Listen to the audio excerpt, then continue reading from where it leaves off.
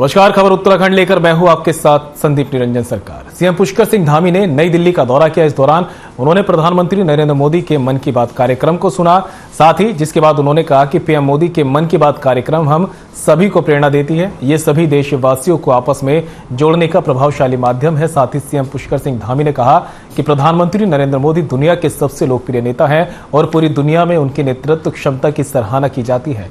वहीं उन्होंने कहा कि उनके नेतृत्व में विश्व में भारत का मान सम्मान बढ़ा। 1 दिसंबर से G20 की भारत अध्यक्षता करने जा रहा है। निश्चित तौर पर विश्व कल्याण के तौर पर दुनिया भारत की ओर देख रहा है।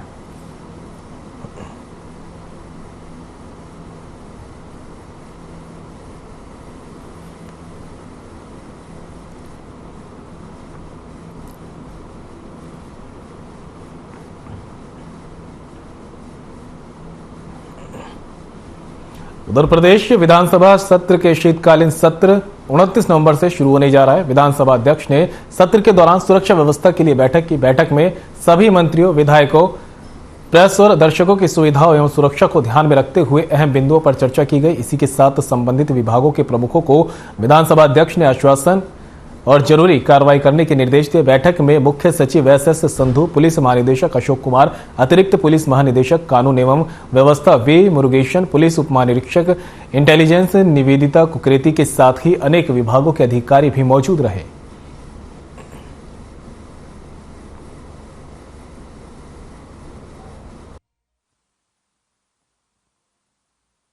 इससे ज्यादा सवाल आए हैं और अपील एक यही है कि आप लोग अपनी देखिए मौका सदन में सरकार तक अपनी बात रखने का दिया जाता है और अपनी बात रखें सदन में, अच्छे से रखें, शांतिपूर्वक रखें, प्रेम से रखें, ताकि आप अपने क्षेत्र के विकास की बात कर सकें। उत्तराखंड को आगे कैसी दिशा होनी चाहिए उस पर आप लोग अपना विचार रख सकें। ऐसा मेरा आग्रह रहेगा सभी विधायकों से कि शांतिपूर्वक आप अपनी बात सदन में अवश्य।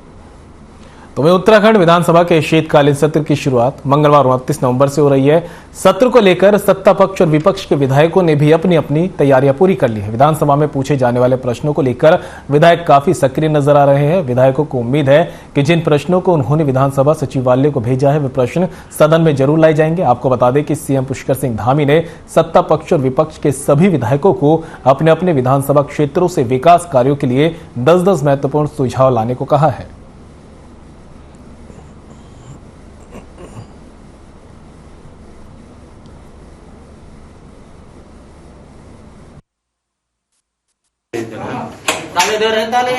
संपूर्ण तैयारियां हैं और 29 तारीख से सेशन है। अच्छा चलेगा ऐसी हम उम्मीद करते हैं और सब कुछ बढ़िया होगा।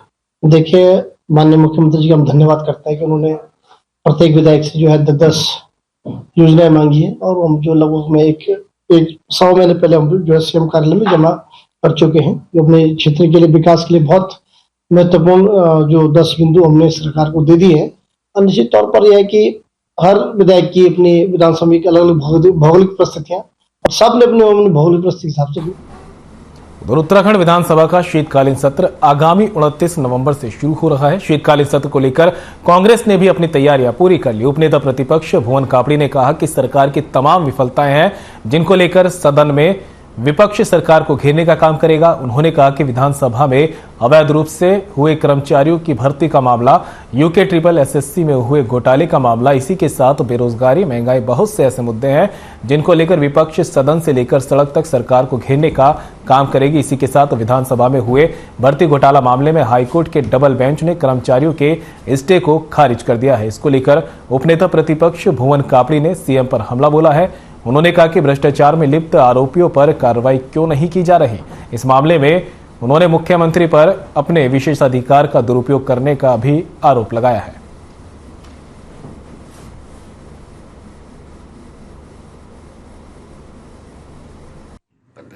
देखिए, बिल्कुल रहेंगे। अब महिला सशक्तिकरण की बात करें तो अंकिता भंडारी जैसा जघन्य अपराध हो जाता है और पूरी सरकार सबूत मिटाने में लग जाती है।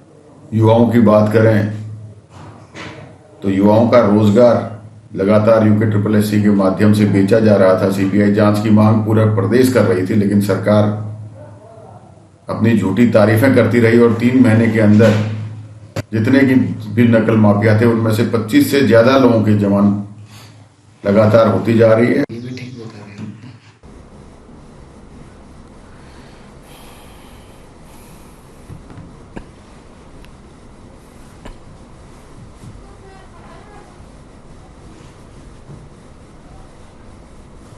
उधर थराली में देवराड़ा मंदिर समिति के अध्यक्ष, जनप्रतिनिधियों, समाज सेवकों की बैठक का आयोजन किया गया। इस दौरान मां नंदा के देवराड़ा आगमन और कुरुड़ विदाई के दौरान भव्य मेले का आयोजन करने पर मंथन हुआ। साथ ही बैठक में 6 महीने डोली प्रवास के बावजूद यात्रा पड़ाव में शामिल नहीं किए जाने पर खेद प्रकट किया गया। इसके साथ ही एक कमेटी का गठन कर देवराड़ा को पड़ाव में शामिल करने के प्रयास करने की भी बात कही गई। वहीं बैठक में देवाल प्रमुख दर्शन दानू, पूर्व ब्लॉक प्रमुख डीडी कुनियाल समेत अन्य स्थानीय लोग मौजूद रहे।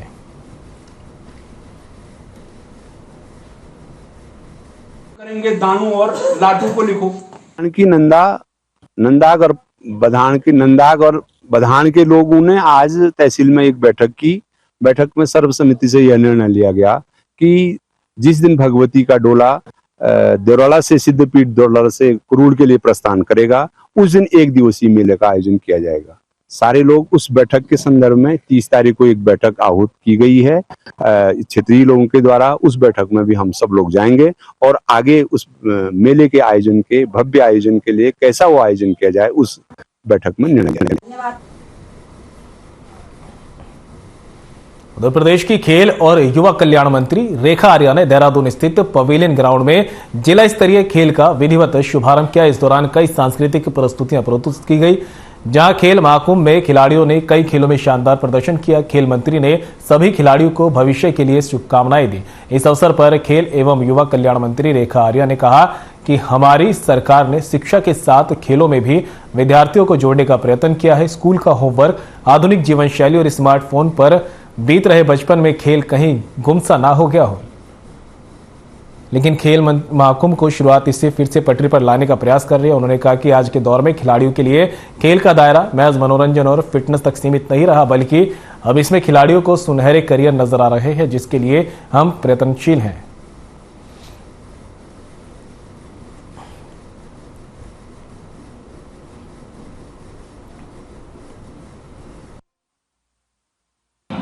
खेल महाकुंभ अपने आप में इस बात की परिकल्पना है कि हमारे बच्चे जो बिल्कुल नैपचर स्तर पर हैं, ऐसे बच्चों को पिक करना जिनके अंदर की प्रतिभा है, उनको अवसर देना और उस अवसर को प्रतियोगिता का स्वरूप देते हुए उसको ब्लॉक स्तर तक लेकर आना, फिर ब्लॉक स्तर से फिर जिले स्तर पर लेकर आना और जिले स्तर से फिर जो है राज्य स्तर पर लेकर आना। तो लगातार ये क्रम जारी है। अब लगभग 13 जनपदों में खेल महाकुंभ अपने स्तर पर आ चुका है।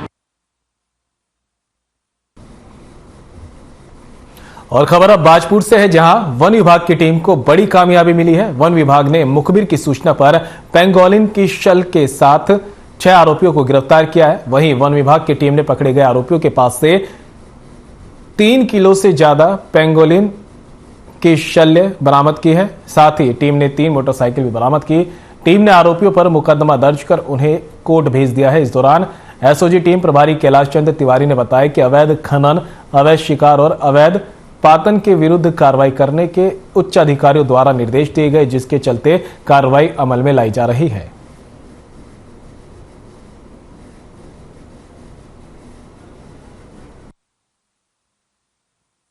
हमें 1:30 बजे एक सूचना मिली थी कि बाजपुर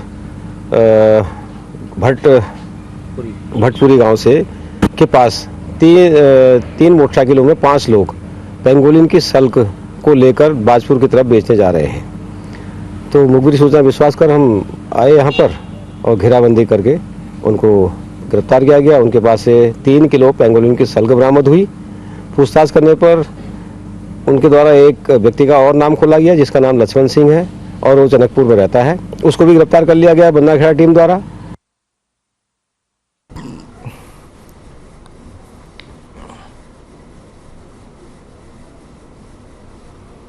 उधर ड्रग्स फ्री देवभूमि मिशन 2025 के अंतर्गत हरिद्वार को नशा मुक्त करने के लिए एसएसपी हरिद्वार अजय सिंह ने मुहिम को आगे बढ़ाते हुए लिबरहेड़ी गांव में जनता को जागरूक करते हुए चौपाल का आयोजन किया, जिसमें एसपी देहात स्वप्निल किशोर ने ग्रामीणों से जनसंवाद किया। चौपाल में वीडियोस के द्वारा लोगों को नशे के विरुद्ध चलाए जा रहे ड्रग्स फ्री देवभूमि 2025 अभियान के तहत जागरूक करते हुए नशे के दुष्प्रभावों के बारे में जानकारी दी गई।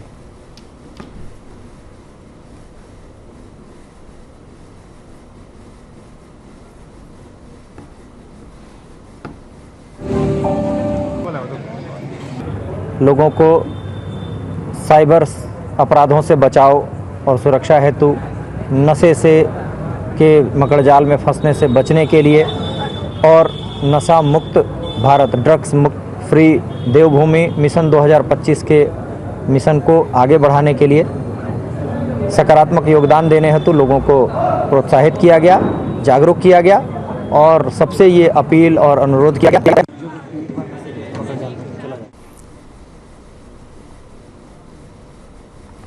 उधर पौड़ी में गोविंद वल्लभ पंत इंजीनियरिंग कॉलेज के छात्रावास में एक छात्र के कमरे के दरवाजे पर सर तन से जुदा लिखा पोस्टर चिपका मिलने से कॉलेज में सनसनी फैल गई।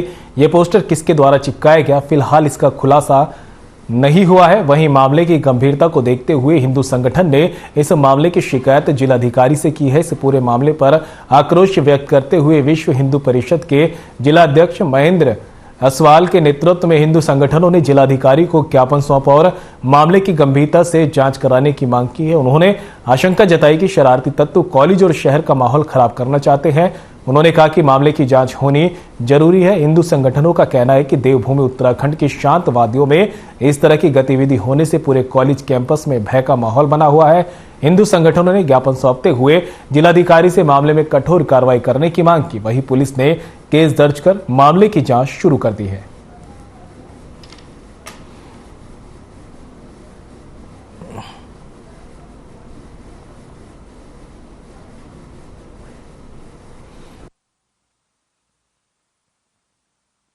इसमें जो तहरीर आई है उसके हिसाब से मुकदमा पंजीकृत किया गया है और उसमें विवेचना भी चल रही है।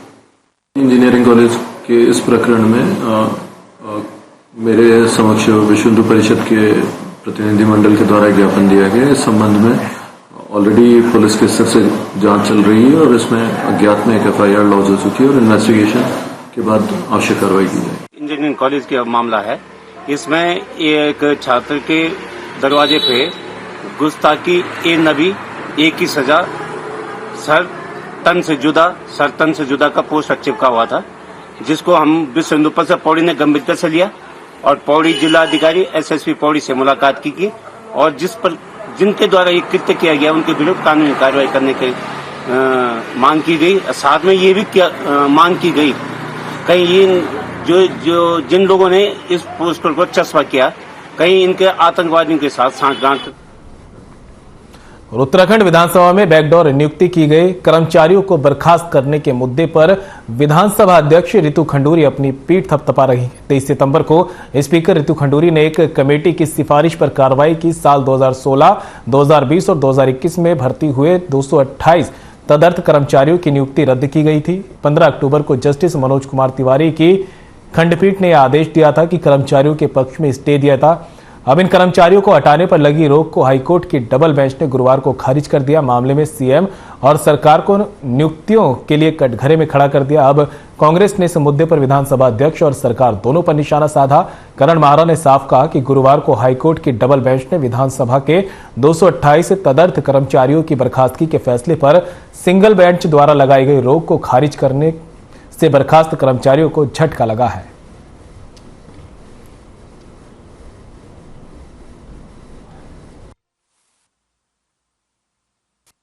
कोर्ट में विधानसभा अध्यक्ष के द्वारा जो एफिडेविट दर्ज कराया गया है उनके वकील के द्वारा, उसमें साफ साफ मुख्यमंत्री और पूर्व विधानसभा अध्यक्ष के द्वारा किए गए निर्णयों पर क्वेश्चन उठाया गया है, जिसमें यह कहा गया है कि सारे अपॉइंटमेंट गलत है और मुख्यमंत्री ने विचलन के द्वारा यह आदेश पारित करा है इसको करने का, जबकि सेक्रेटरीट ने और फाइनेंस डिपार्टमेंट ने घोर आपत्तियां इसमें दर्ज की थी। साथियों, मेरे पास इस वक्त काफी सारे कागज हैं, दस्तावेज हैं और ये कागज शायद आपकी नींद उड़ा दें। ये कागज़ हैं विधानसभा बैकडोर नियुक्तियों में किसकी चली, किसने भ्रष्टाचार किया, युवाओं के साथ धोखा किया तो किसने किया। एक विचलन का कागज़ मेरे हाथ में है साथियों, जिसमें ये पता चला है कि मुख्यमंत्री ने विचलन के माध्यम से इन नियुक्तियों को किया। 228 नियुक्तियां जो कभी सिंगल बेंच में जा रही हैं, कभी डबल बेंच में जा रही हैं, इसमें मुख्यमंत्री पुष्कर सिंह धामी का इन्वॉल्वमेंट सामने दिखाई पड़ रहा है। अब आप सोच रहे होंगे कि भ्रष्टाचार पर चोट करने के नाम पर रितु खंडूरी एक बार सिंगल बेंच में चली गई नियुक्तियां निरस्त करने के बाद, एक बार डबल बेंच में चली गई।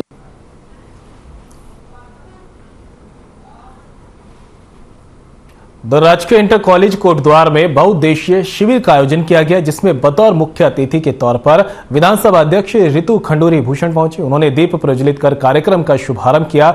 इस कार्यक्रम में विभिन्न विभागों ने स्टॉल लगाकर जन समस्याओं का मौके पर निस्तारण किया गया। कैंप में विभिन्न प्रकार के स्टॉल लगाए गए, जिसमें वोटर आईडी कार्ड, महिला सशक्तिकरण और बाल विकास विभाग, समाज कल्याण विभाग, नगर निगम, स्वास्थ्य विभाग जैसे अनेकों कैंपों का आयोजन किया गया। इस दौरान विधानसभा अध्यक्ष ने कहा कि जनता की हर छोटी बड़ी समस्या को प्राथमिकता से दूर किया जा रहा है और भविष्य में शिविरों का आयोजन इसी तरह जारी रखा जाएगा।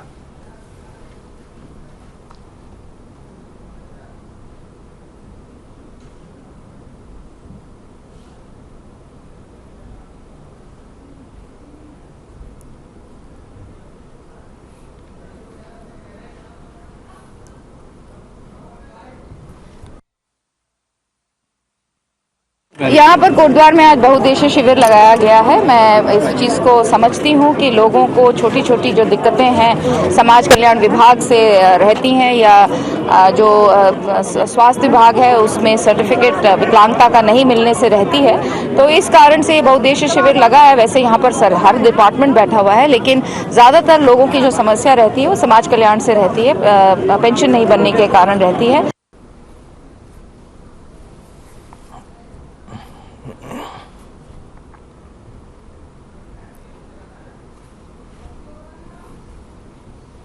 उत्तराखंड कांग्रेस में संगठन विस्तार को लेकर प्रदेश अध्यक्ष करण माहरा ने अपनी तैयारियां तेज कर दी है।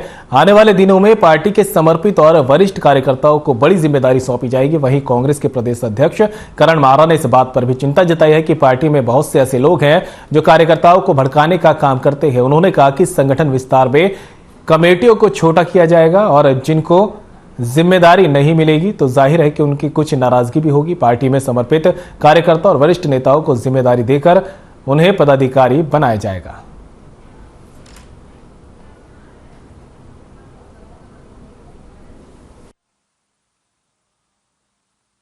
निश्चित ही इसी वजह से 2017 में हमारे कार्यकर्ता निराश हुए, चुनाव हारे। 2022 में भी इन्हीं लोगों की वजह से हम चुनाव हारे। नेताओं में कोई झगड़ा नहीं है, नेताओं में कोई असमंजस भी नहीं है। सारे नेता बीजेपी को घेरने का काम कर रहे हैं, लेकिन ये लोग जो बयानबाजी करके कार्यकर्ता का मनोबल तोड़ने का काम कर रहे हैं। कैबिनेट मंत्री धन सिंह रावत ने हल्द्वानी के सर्किट हाउस में अधिकारियों की बैठक ली। इस दौरान उन्होंने अधिकारियों को अधूरे पड़े विकास कार्यों में तेजी लाने के निर्देश दिए। धन सिंह रावत ने विकास कार्यों के लिए दिए गए बजट को मार्च से पहले 100% खर्च करने के निर्देश देते हुए अधिकारियों को गुणवत्ता की मॉनिटरिंग करने को कहा। इस दौरान उन्होंने राष्ट्रपति पुरस्कार से सम्मानित शिक्षक और नर्स को भी सम्मानित किया। साथ ही कैबिनेट मंत्री धन सिंह रावत ने जिला स्तरीय अधिकारियों को हर ग्राम पंचायत स्तर पर जनता मिलन कार्यक्रम आयोजित कर जनता की समस्याएं सुनने के निर्देश दिए।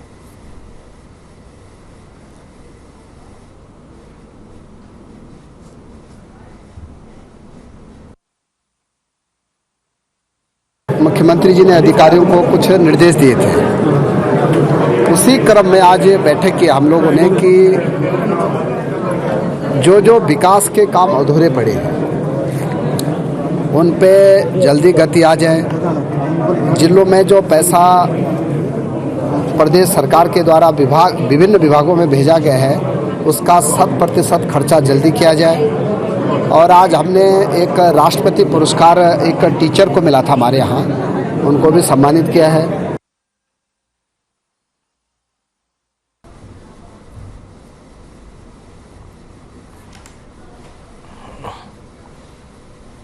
उधर अंकिता भंडारी हत्याकांड को लेकर एक बार फिर से कांग्रेस ने बीजेपी पर हमला बोल दिया है। कांग्रेस प्रदेश अध्यक्ष करण माहरा ने प्रदेश सरकार पर साक्ष्यों के साथ छेड़छाड़ करने और आरोपियों को बचाने का आरोप लगाया।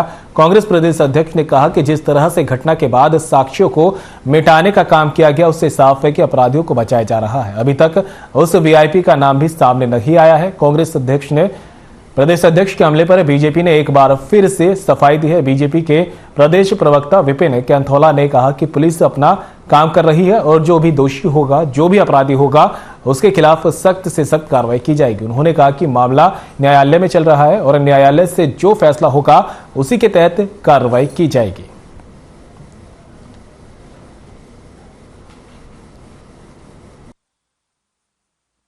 अंकिता भंडारी केस में सरकार और पुलिस की नाकामी कहूं या उनका षड्यंत्र कहूं, मैं तो षड्यंत्र का ही नाम दूंगा, क्योंकि अंकिता भंडारी केस में जिस तरीके से वीआईपी को बचाने के लिए सबूत मिटाए गए, जिस तरीके से जल्दीबाजी में डोजर चलाया गया, अंकिता का कमरा तोड़ा गया, अग्नि लगा दी गई, आग लगा दी गई, और एसटीएफ की जांच के दौरान भी 1 महीने के बाद उसमें दोबारा से आग लगा दी गई। तो ये सारे ऐसे विषय हैं जिससे साफ पता चलता है कि भारतीय जनता पार्टी की सरकार किसी वीआईपी को बचाने की कोशिश कर रही है। वो उनका ज्यूरिडिक्शन है और ये सारी चीजें न्यायालय में चल रही है। आ जाने दीजिए न्यायालय से। अभी बीच में भी एक आदेश पारित हुआ है, तो दूध का दूध पानी का पानी होगा। हमारी सरकार किसी भी तरीके से जो इस गलत काम जो किए गए हैं या गलत काम हुए हैं उनको कहीं भी प्रश्रय नहीं देने वाली है। जो भी दोषी होंगे उन पर कार्यवाहियां हुई हैं, जिन जिन चीजों पर दोषी पाए गए उन पर कार्यवाहियां हुई हैं। निश्चित रूप से विधान सभा के लिए सचिवालय का जो काम है, विधानसभा सचिवालय के काम में विधानसभा अध्यक्ष जी उसका जवाब देंगे। और उत्तराखंड में शीतकाल के दौरान 4 धाम यात्रा को लेकर अब नए सिरे से कवायद की जा रही है। बद्री केदार मंदिर समिति के अध्यक्ष अजेंद्र अजय ने कहा कि इसके लिए लगातार प्रयास किए जा रहे हैं। जिस तरह से 4 धाम यात्रा चलती है, शीतकाल के दौरान उस यात्री जरूर आते हैं, उसके प्रचार प्रसार के लिए हम योजना बना रहे हैं। साथ ही बद्री केदार मंदिर समिति के अध्यक्ष ने कहा कि शीतकाल के दौरान बाबा केदार के गद्दी स्थल ओंकारेश्वर मंदिर के लिए विस्तारीकरण के लिए प्रथम चरण की डीपीआर तैयार कर ली गई है और दूसरे चरण की डीपीआर के लिए काम किया जा रहा है। जनवरी से वहां पर निर्माण कार्य शुरू कर दिया जाएगा। इसी के साथ जोशीमठ स्थित नरसिंह मंदिर के सौंदर्यीकरण का कार्य पूरा हो गया है। वहां पर पार्किंग के लिए जो समस्या है उसका हल निकाला जा रहा है।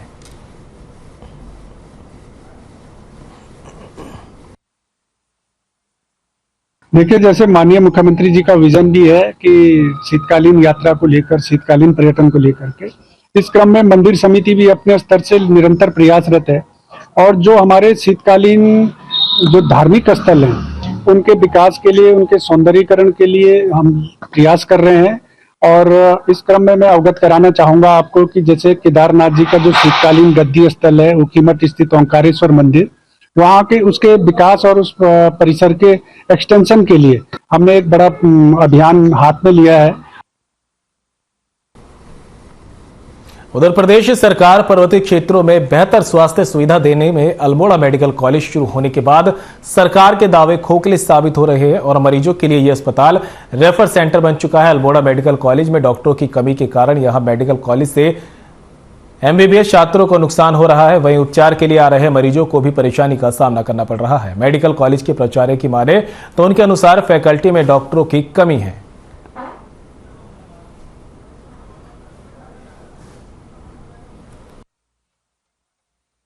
किया हुआ है कि जो 9 लोग हैं, जो सीनियर एजेंट और श्रीनगर से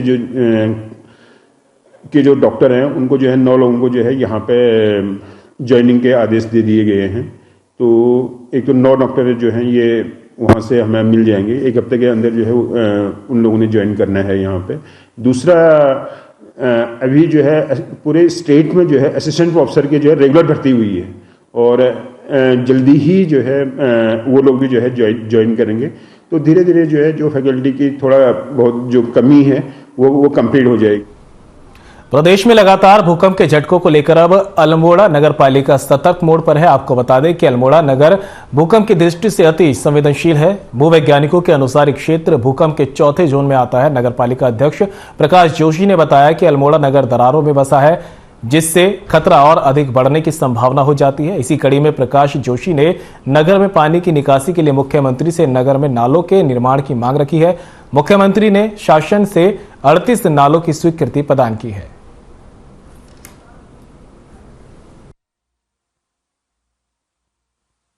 भूगर्भवेत्ताओं के अनुसार अल्मोड़ा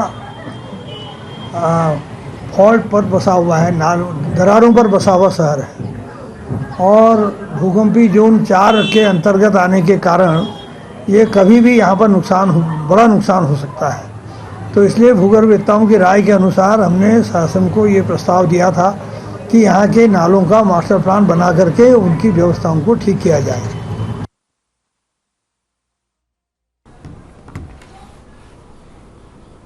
और फिलहाल खबर उत्तराखंड में मेरे साथ इतना ही। मुझे दीजिए इजाजत। नमस्कार।